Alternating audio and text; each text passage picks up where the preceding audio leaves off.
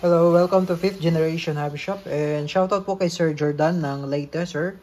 Unit ko po sir, the Crossman Magpar Ultra 177 brake barrel ergot rifle po. Unboxing tayo sir and quick review. And velocity up to 1,300 feet per second. And this is the Magpar Ultra multi-shot brake barrel. This is 177 caliber. This is a 12 rounder magazine po. Ito po yung kanyang magazine na 12 ang laman. And it also comes with center point 3 9x40 scope. Ayan. Yan po yung kasama scope. And also comes with free 500 shots exact heavy Diabolo na 10.34 grains. Limited stock lang tayo sa pellet na yan. Ayan. Tapos ito yung kanyang safety sir. Ayan, safe. Then yan yung fire. Ayan. Full synthetic stock. Meron siyang lagayan ng slim. Ayan. This is brake barrel po. So hindi na po kailangan ng CO2. So, bi-brake nyo lang po. All you need to do is brake and shoot. Yun lang po. Bala lang ang gagastusin nyo po dito. Ayan.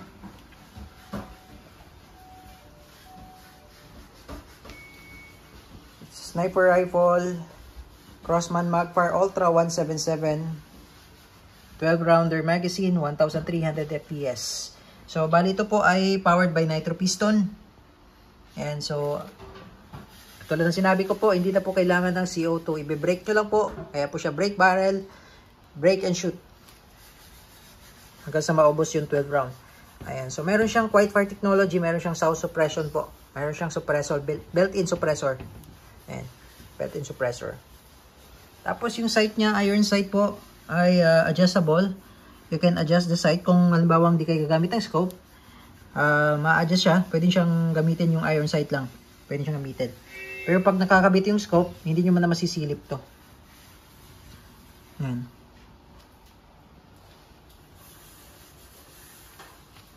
Ayan po. Magpar Ultra 177. Again, shoutout po kay Sir Jordan ng Leyte. So, load out tayo ng pellet sir. Then, testing po tayo. Okay, so ito po yung kanyang magazine sir. Ayan. Kapag yan sign po ang makikita nyo po, ibig sabihin po, wala pong laman ng magazine.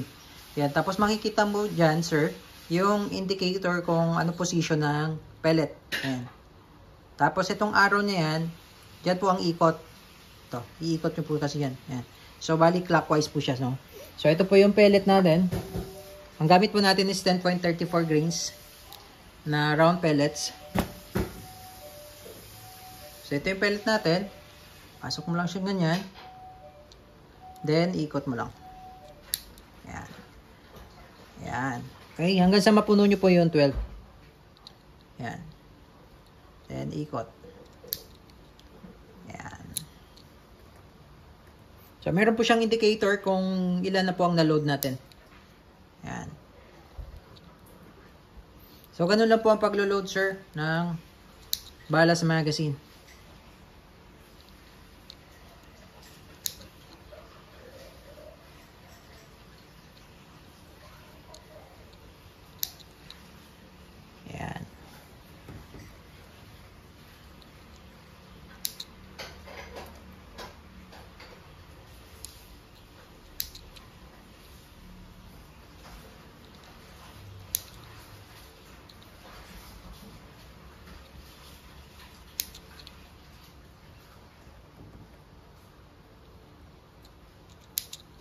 Okay, so isa na lang po.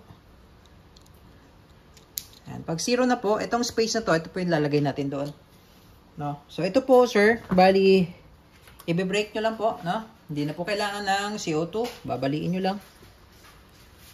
Ganyan. Palo nyo lang to. Palo. Brake, sagad. Ayan.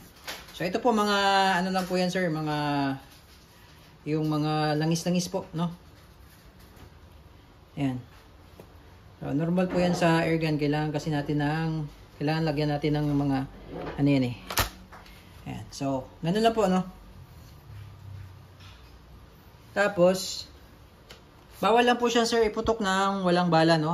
Palagi mo siya ipuputok na walang bala. Bawal po yun, sir. Putok lang natin isang beses po. Firing. Ayan. So, meron siyang recoil. Malakas yung recoil niya. Ayan. Tapos, ito yung magazine. Ayan. So, ipapasok mo lang siyang ganyan. Ayan. Tapos, brake lang. Balik. Ayan. Putok, brake, balik, putok. Okay, ganun lang po, no? Brake barrel siya. Okay. So, testing po, sir.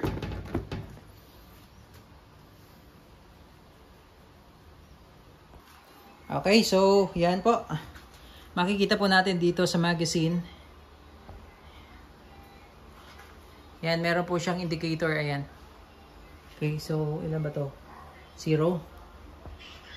Ayan po. 0. So, i-brake po natin.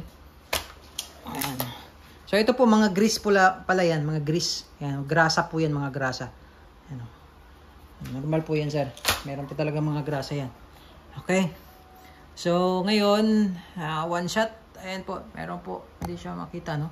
Medyo malabo. Ayan. 1. Ito po. Ayan. May makikita kayo yan. 1. Okay. Firing. Ay, lakas.